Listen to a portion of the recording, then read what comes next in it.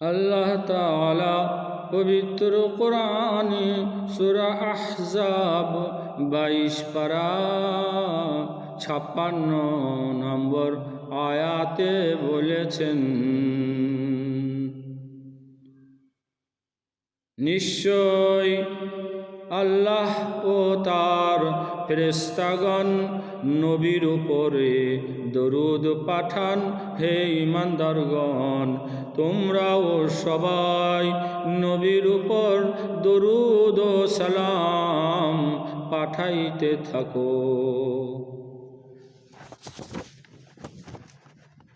মুহাম্মদ রাসূলুল্লাহ সাল্লাল্লাহু আলাইহি ওয়াসাল্লাম বলেছেন,